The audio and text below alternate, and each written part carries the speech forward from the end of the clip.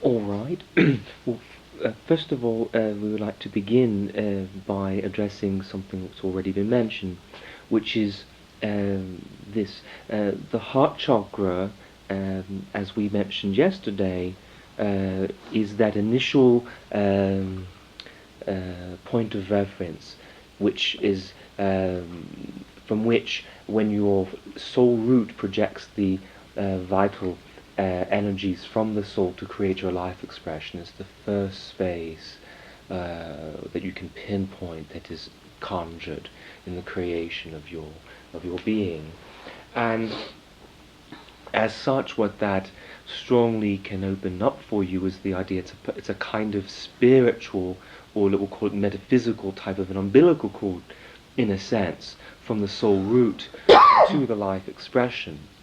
Now, all the chakras, of course, work with, or really are centers of moving, always moving fields of energy, and in particular of consciousness. If you look when you're moving in the ritual space, one of the goals that you're trying to achieve is to project forward, and we'll get into this later on in initiation, but you're projecting forward from all the chakras to move you in the fullness of all your consciousness and all your fields of energy into another dimension, into another space. Now, in terms of the heart chakra, our question was why, what the purpose would be for the 4 levels of the heart center. And the answer, of course, lies, as Maria had mentioned, within the different bodies, the etheric, the astral, the causal body, and also the soul root. So the way it works in our perception is this. Your first level of the heart center, if you remember the level of feeling and affectation, we'll call it, is the level that is always connecting to actually the etheric plane and the etheric body, really both. And this is a very interesting situation, because in a sense what you get to understand then is obviously the level of feeling and the effects of all the different interactions or experiences that you may go through are very immediately registered within that first level of the heart center. One of the things to keep in mind is that as soon as whatever you're experiencing, we'll say, in that first level of the heart center is simultaneously taking place or affecting your etheric body. And what that also implies for you is this. We have a term that you'll get into later on also in terms of the emotional body. Well, in our perception, what we're calling the emotional body is actually the fields of light and energy between the spaces of the actual physical incarnation and the etheric body. It is really the space of light and energy that can either facilitate a powerful interweaving of what you could call, it might sound a bit complicated, but the physical etheric interface. Basically the idea that within the etheric, the entire blueprint for your whole life expression is contained and really maintained. And that blueprint is really for your growth, sustenance, regeneration. It is for your well-being. It is for the health and maintenance of your life expression. But that imprinting within the etheric, or that physical etheric interface, is oftentimes powerfully obstructed for the individual by obstructions within the emotional body. All right, and what we want you to realize then is that a very interesting pattern can start to happen, and you can notice this, we believe, in all different situations, which is that, let's say that your emotional body of energies that you walk with is filled with a powerful recurring pattern relating, let's say, to a relationship that has been on some aspects broken up, but on deeper aspects never broken up at all. And the grief, the deep sorrow that this brings about then creates continual patterns or obstructions within that emotional body. You walk with it. Whether you're thinking about it or not, it doesn't make a difference. It's a part of you, it's a part of who you are, and the energies that you walk with. Now, what you want to keep in mind then on top of this is that, so there you are, and you're walking about in your daily experiences, and you have that in your emotional body already. And then all of a sudden on that given day, you receive a phone call. And that phone call, let's say, is from that individual that this pattern within the emotional body is very powerfully connected with. Well, what's going to happen is you're going to automatically, very instantly register a powerful response in this first level of the heart center, the level of feeling and affectation, which immediately affects your etheric body. And your etheric body, of course, is when it's connecting through to the etheric body, it powerfully connects with the emotional body, from which the obstruction is already present. That in other words, that continual pattern that hasn't been broken, or healed, or transformed, has not been altered or healed fully. And so as a result, the actual experience becomes quite extraordinary, not in a very wonderful way, obviously, but in terms of feeling and the energetic ramifications of the experience, it's quite beyond what you might normally at least prefer to have as an experience from such an event. And when you are thinking in this way, and we want you'll be exploring, one of the things that you're going to be doing, by the way, for the first 4 songs of the ritual, first song will be for the first level of the heart center connecting to the etheric body. The second song will be the second level of the heart center connecting to the astral body. Third song, third level of the heart center connecting to the causal body. Fourth song, fourth level of the heart center connecting with the soul root. Let's talk for a moment about the astral body. The astral body, in terms of the second level of the heart center connecting with the astral body. Very interesting. In your culture, there's an extraordinary amount of feedback, for the best way we can express it, that we are aware of, in terms of fear and negative experiences working with beings on the astral plane. What we never hear these people talking about is the idea that perhaps the reason that it's so difficult sometimes, or destructive perhaps, working with beings on the astral plane, isn't simply because they're very mischievous beings. It can also be because the second level of your heart center, this level of duality, of polarization, yearning for that harmony and transcendence into a fusion, is very powerfully aligned with that astral body and the astral plane. And that if you're going to communicate with beings on the astral plane, obviously, and you'll get into this later on, you'll be working with the third eye center, of course, as well. But you're not going to be able to achieve that communication and that reciprocation of light and energy with beings from the astral plane if you're only working third eye. It can be very, very fragmented in terms of an exchange of information or any type of a full cyclical working of sharing of light and energy or actual consciousness. If you're able to work with the heart center in direct alignment with the third eye center, and from the second level of the heart center in particular, with the third eye center projecting together as one to the space of the astral, you maintain a much more secure and positive type of a stronghold that can really help to facilitate your growth and evolving, rather than a kind of fragmented experience.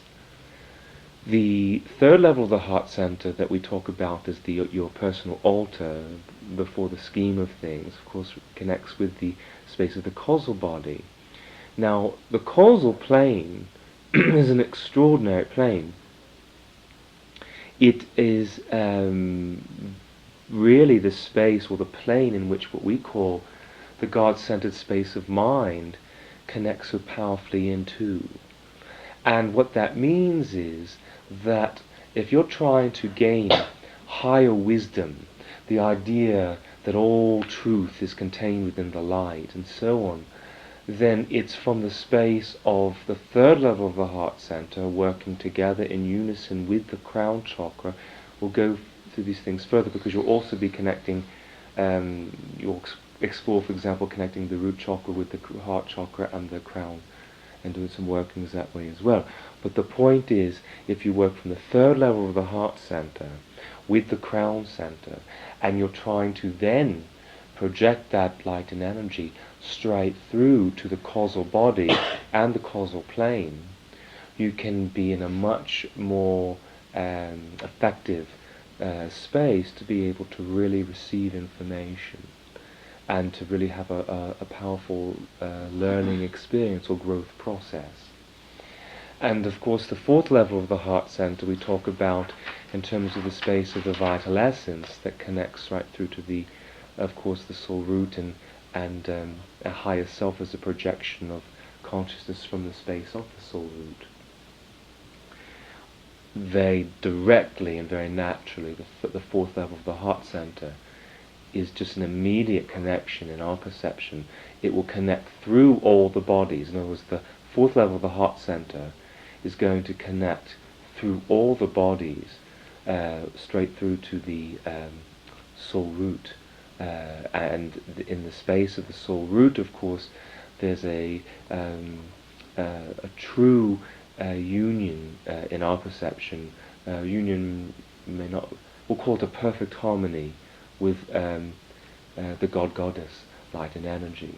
From the space of the soul, we really do perceive, and once again, this is our perception, but we stand by it very powerfully because it's such a continual and clear perception for us that every being from the space of their soul root, no matter how horrendous their actions may be in an incarnation, the soul root is quite perfect, truly born in the image of, you can, if it's easier for you, see, an image of God Goddess. But the point is, it's absolutely essential that you are able to tap into that perfect state of your own being, and to understand that when you suffer, or when you err in your ways, and when we say err, we mean erring away from the real true impulses coming from your soul. Your soul suffers. There's a pain. It's a very difficult experience on the soul level. It's one of the reasons why an individual perhaps can also feel grief and a kind of deep inward sadness that they cannot tie to any particular event. And in that individual situation, that might very well be because the course of their actions are steering away from the very true and vital impulses that are coming through on a created, recreated basis from the space of their soul. Now, having said all that, we would like to ask, and in particular, we realize this is, please understand that this particular initiation process was begun particularly for Donna and Maria and your friends when we speak, to really take the prior initiations further. So at times we may be approaching things a little bit beyond what we normally would in a normal initiation. But we're opening this to anybody, but we want to make sure that Maria and Donnan don't remain silent, and we'd just like to simply ask whatever you come up with in terms of what implications this has for you, or how you, any area through which you might be able to incorporate this, or have this help to benefit you in your healings, in your workings in any way, or on a daily basis. Any ideas? And whatever comes. Well, in the receiving of communication. Yes. Now, is there any way that you can think of that you could utilize, for example, the connection between the third level of the heart center and the causal plane to, how could you incorporate that in some type of a method or exercise to be able to help yourself to really extend that communication? Well, after my alignments with the four directions and the Holy Spirit, I would say if I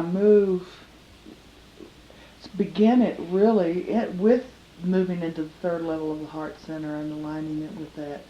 Do you think that before, like calling in Apollo or aligning with Apollo would Well, obviously, yes. yeah. You know, we would very strongly Okay. say that. However, we Mhm. want you to think just for a moment Mhm. on if that connection is a Mhm. constant. In other words, if Mhm. the third level of your heart center is in a constant resonance connection Yes. with the causal plane and the causal body, Mhm.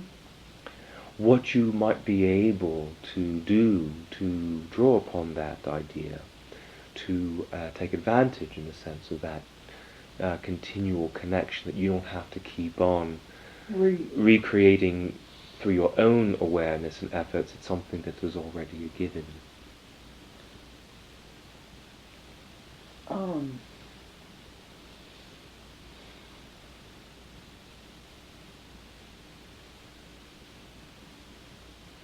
How I could use it? Yes, we'll use it or draw upon it.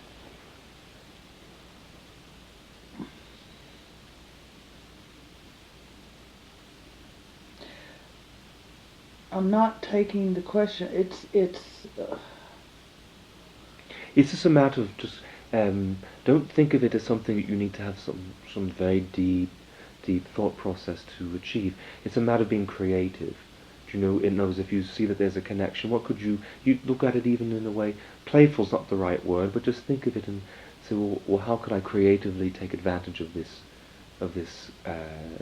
interconnection?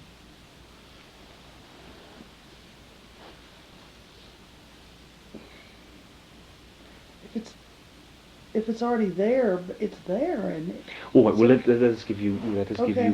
it as an example. This is just a very simple one, and you could do many others.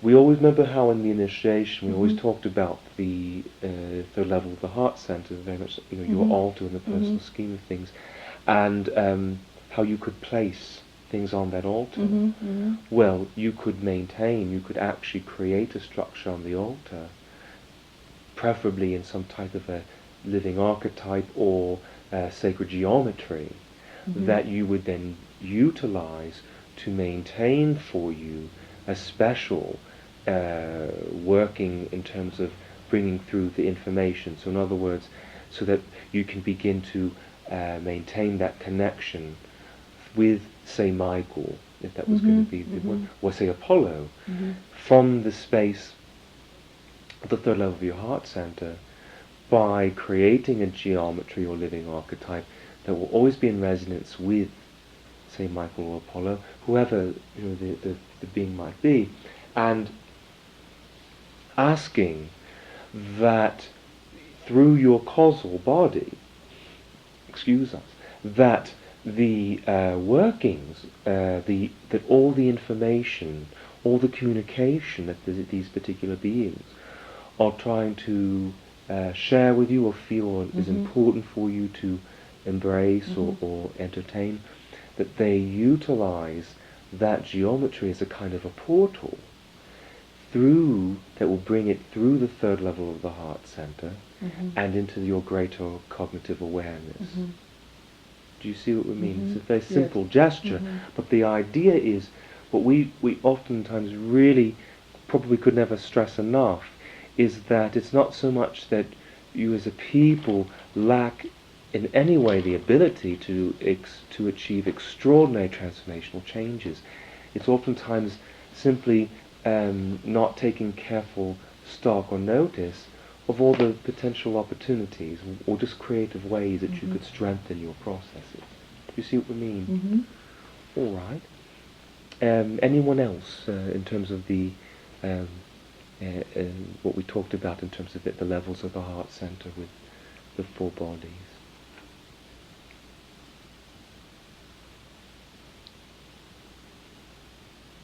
I think All the right. connection, knowing Yes. that All is right. important. It's Yes. helpful to understand why. All right. Well, we'd like for you to really focus on that. It is very important because it can really change the way that you actually experience all aspects of the heart center in our belief. Very briefly and somewhat mysteriously, we would simply like to mention, in reference to the question that was posed before the channeling, in our perception, part of the reason that it's very difficult to break that particular bond that was talked about, this may sound a little bit similar, but to something that was mentioned. But what we would say is to understand it in our perception. The two people involved that were mentioned have very, very important connections from previous life expressions, begun, in fact, works in many different life expressions that they incarnated to bring to fruition in this life expression. So in our perception, whenever either one of them are going to be in a space, for example, where they're working on their own, say, growth processes that relate in any way to activating their personal works, their life's work, and so on, that is going to be a powerful trigger for both beings on a soul level. It's one aspect. I mean, obviously there's much more, and we need to. It's something that we'd be happy to go back to later on, because there'll be more classes on the heart chakra. We used to go through the chakras much quicker, basically a class for each one, and we have decided this time to really not rush through it quite as quickly. We would like to also mention something that has been mentioned, that in addition to this, we at this point, and this has been mentioned, we realize, but we would like for Shirley to please try to think of it, and really we want this to be very sincere, 3 living archetypal images that have been abused significantly in terms of the patriarchal system, and even beyond that particular premise, but archetypal images that have lost the purity and the beauty and the dignity that they really need to return back to, and we would like Shirley to come up with the 3 at this point, if that's all right. What comes to mind Mm-hmm. is that at the end of the matrilineal or matrifocal society, when they were transforming into patriarchy, the myths, like you had the great goddess, like the Egyptian goddess Isis, and many manifestations, Babylonia, and so forth. Yes. But what has happened in the patriarchy is they took aspects of the goddess, like Hera was once a great goddess. Yes. And she became the jealous wife under the Greek mythology. Yes. So if you're starting, I don't quite know what you're meaning by the archetype. I know what archetype means, but I don't quite know. No. But I could start with what has happened Yes. to the transformation of women through the very beginning of how they had to change and put women in boxes. May we interrupt for just one moment to say to you that when you're saying this, then it actually would be fine. You can approach a whole area of, let's say, a systemic sort of or systematic sort of abuse by working with a face of the god force or a face of the goddess. I don't know, just for example, you can work with Hera, and so that would really, in a sense, become, you could utilize that as one of your archetypal images. Obviously, Hera is much more than an archetypal image, but that was the wording that we had used.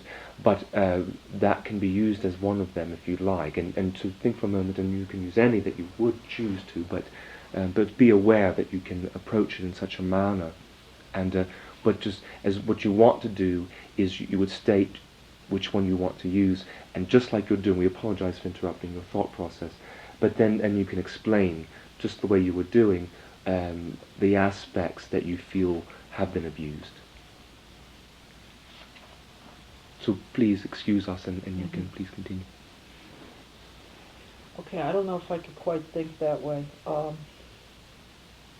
The archetypes that have been abused is the total denigration of women's intuition, Yes. which I would think would come from the west of the wheel of Aphrodite, taking woman's intuition, emotions, sexuality, and placing it and telling women that she's not sexual, etc. Okay, so you have a sexuality, intuition thing that I've got it tied up, or it could be separate. It comes to mind as Aphrodite, what they've done to Aphrodite. They made women a sexual object. May we interrupt and say this? How about we'll use for one Aphrodite, and Aphrodite in particular in reference to the women's sexuality and intuition. Okay. All right, and then we'll choose the next one. Now, would you still like to work with Hera? Or you can move into any, it doesn't have to be, it can be any other. But that would be one then, and it'd be a simple way of approaching it, understanding to work. And we'll go more into this in a minute, but so you'd be Aphrodite in terms of women's sexuality and deep intuition. All right. Okay.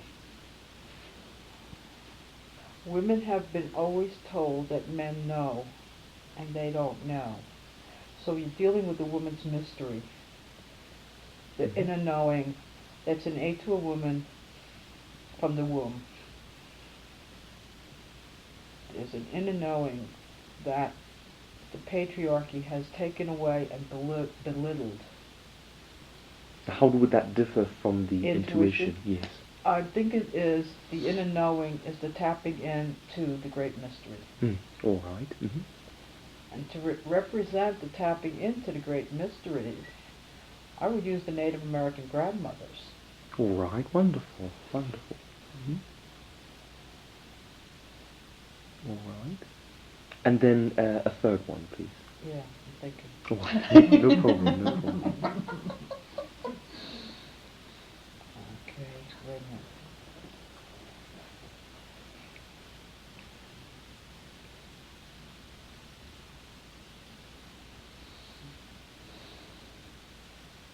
Power. Good, good. Women's power is an inward power, power from within. Society's power, patriarchal power, is power over. So Judeo-Christianity, Islam, has taken individual power away from not only women but from men also. Yes. And say, you have no control over your body, only God does. You can't decide when you will have a child, when you will die, how you shall live. The total right to your body, the total right to determine your own destiny and your own power has been taken away. But it's also been taken away from men, but they don't know this yet. So we're dealing with reclaiming. Yes. And what would be your power of walking your own path. Yes. As long as harm none. In other words, for a woman to work her power and to do what she needs to do in society, there's one universal law regarding that I know of, and that is harm none. And as long as you walk your path, harming none. And that has been taken away from us to walk our path, our destinies. Is there a particular face of the goddess that you feel would be most effective to work on reclaiming the power? If not, we'll recommend one. But Whoa. Pele.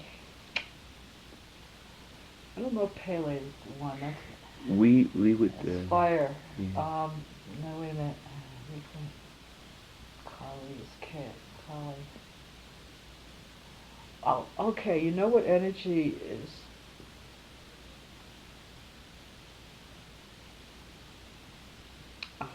Actually, the one from Reclaiming Power that comes to mind is Artemis. Yes. She in her selfness, the definition of virgin. She in her selfness. May we ask if you feel what we would like to suggest, and you need to discern if you feel this is appropriate, would be to, for this particular issue of reclaiming power, to work with Artemis and Diana as well.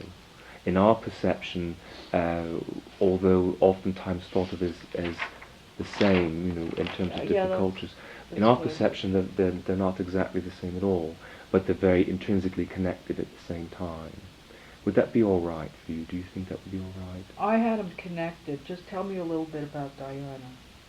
All right. Well, what we would say to you is this: that in terms of Artemis and Diana, the only thing that we would say to you is that when this might get off on a tangent, but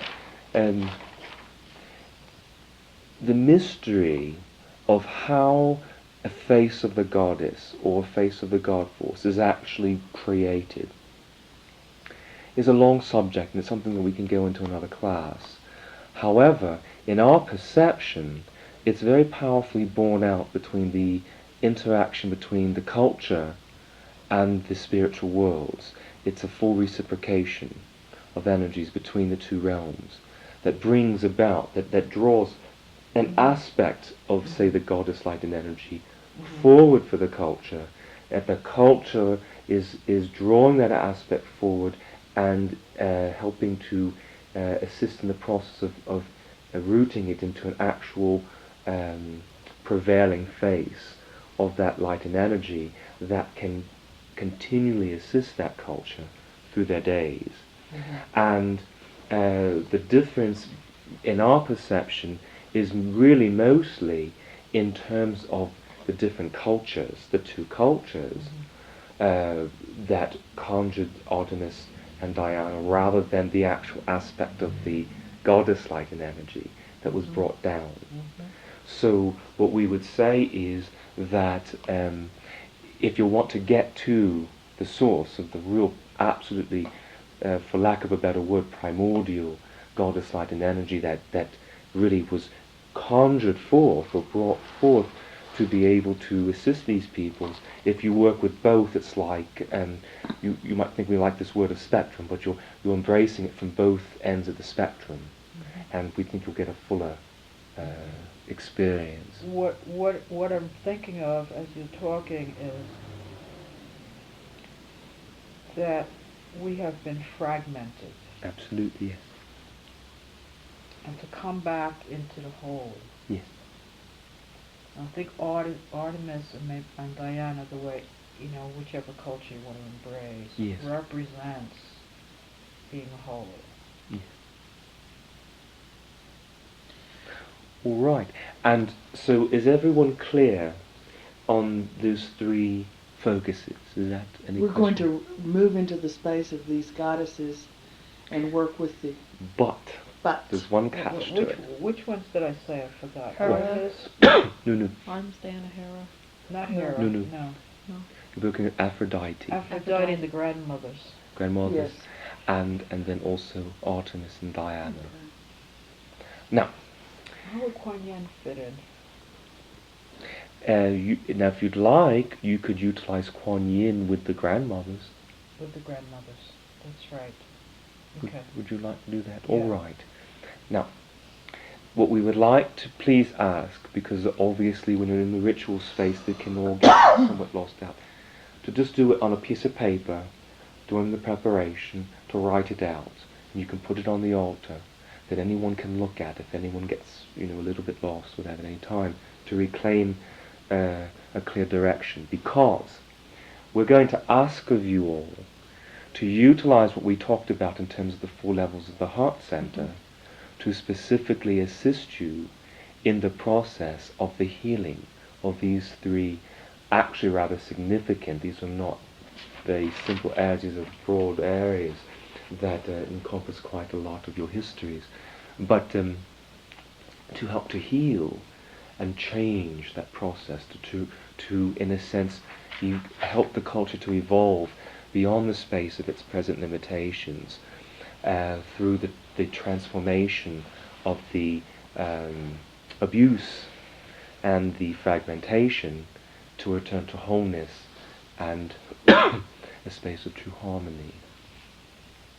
And we would also like you to investigate through the 4 levels of your heart center how these guides that have been in a sense brought forward very powerfully through Shirley's suggestion, how they can assist each and every one of you on the healing and transforming of your own workings of the 4 levels of the heart center, and to strengthen in the same process your oneness with each of your bodies, so that in a sense you have more of a harmony and a grace in the interaction or the interconnection between your physical body and the etheric body, to be moving as one, not in discord. Your astral body, your physical body, your causal body, and physical body, and so on, right through to the soul root. That's the basis of the ritual, and the only other guides beyond those that Shirley has mentioned then will be and hopefully this won't distract you at all, but we feel very strongly about bringing in the guides again of Yeshua and the Christ as one, Joseph and Mary, the Buddha and Kuan Yin, and Isis and Osiris. All right, and let them, and also, if you bear with us, that of Saint Germain. All right, and Saint Germain in particular, in terms of the transformation into a new epoch. All right, in which this healing will become a realization. And keep in mind, your efforts. This is not just efforts to uphold the principle that you feel strongly about. You're accomplishing much more than that. When you are achieving effective works in this area, you are making possible the ground of being for a whole new epoch. And you are helping to heal those patterns within your present culture that have caused so much pain, affliction and suffering, and in the process elevating the whole quality of life for peoples far beyond your life expressions. I have a question. Yes. Yesterday when we played the music, Yes. what I found is I got totally into the music. Yes.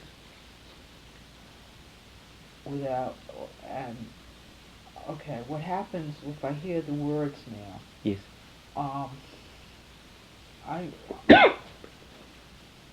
Being in my logical mind right now, with words with music that has words, and I get into it, especially with an herb. Yes.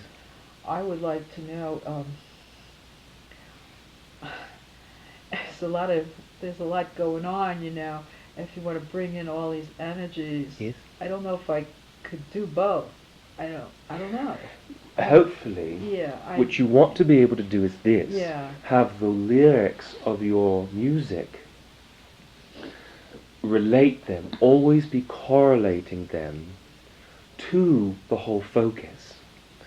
Because remember, the music is born out of the culture, the very culture that has patterns ingrained within it that you're trying to heal.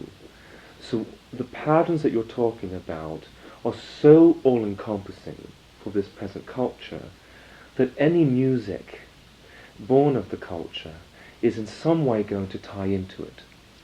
It's either going to uphold the thoughts that you have about the present patterns, or it's going to, in a sense, it's either going to be a part of that pattern, or it's going to be lyrics that are attempting to move beyond that pattern. And in either case, you have a powerful tool to work with. So let the lyrics be your tool to always, in a sense, keep you on target in terms of being connected to the culture, to the planetary culture, So when we say culture, we really mean planetary culture as a whole. And all the individuated peoples throughout that planetary culture, as you mentioned in terms of Islam, Judeo-Christian cultures and so on. So really, what we are simply saying is to try to really let it be a tool for you instead of a distraction. Okay. All right. I got it. Wonderful. All right. Any other questions? Yes, Carl, yesterday, and you said this before, that when you're working with the levels of the heart, if there are strong patterns or strong emotions, like from previous lives, Yes. and then you are in a situation that touches into that, Yes. then you're affected more deeply. Yes. But how do you rid yourself of those past connections? Well, that's going to be something we can, in fact, we'll try to actually incorporate that into the next class. Mm-hmm. But in a sense, that's such a, you have a broad enough Right. Focus already, we feel that will really make it difficult to achieve all this. So we'll try, how about that? We'll try to focus on working with that in the next class. Okay, thanks a lot. Mm-hmm. Well, just as an aside, if that happens now and I want to, I do it by cutting cords. Yes. So that might be appropriate. Right. This is to be a space in which you are free to really address your personal concerns as well. Mm-hmm. So you're working as one with the group and also affecting your own personal needs at that same time.